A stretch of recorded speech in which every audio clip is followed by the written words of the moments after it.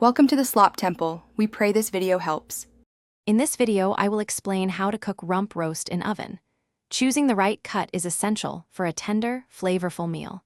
Look for a rump roast that is between 2 and 3 pounds, as this size cooks consistently. Patting the roast dry before you begin is a critical step, ensuring a beautiful, even sear. Allow the meat to rest at room temperature for about 30 minutes prior to cooking, which promotes more even heat distribution throughout the roast. Next, we will build incredible flavor through seasoning and searing. Create a flavorful crust by generously rubbing your roast with a simple blend of coarse salt, freshly ground black pepper, and your favorite dried herbs like rosemary or thyme. Heat 2 tablespoons of olive oil in an oven-safe skillet over medium-high heat until it just begins to shimmer. Carefully place the roast into the hot pan and sear each side for approximately 3 to 4 minutes, creating a rich, golden brown crust.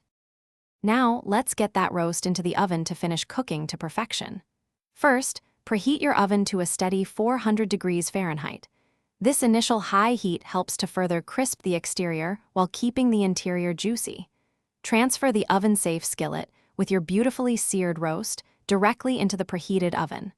Cook the roast for approximately 30 to 45 minutes, or until a meat thermometer inserted into the thickest part reads 135 degrees Fahrenheit for medium rare.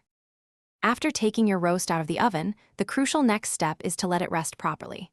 Gently remove the roast from the oven and tent it loosely with aluminum foil. This resting period, for at least 15 to 20 minutes, allows the juices to redistribute throughout the meat, ensuring a more tender and moist result. Once rested, use a sharp knife to slice the rump roast thinly, always cutting against the grain, which breaks up the muscle fibers and makes each bite incredibly tender. Thanks for watching. Consider subscribing if we helped you.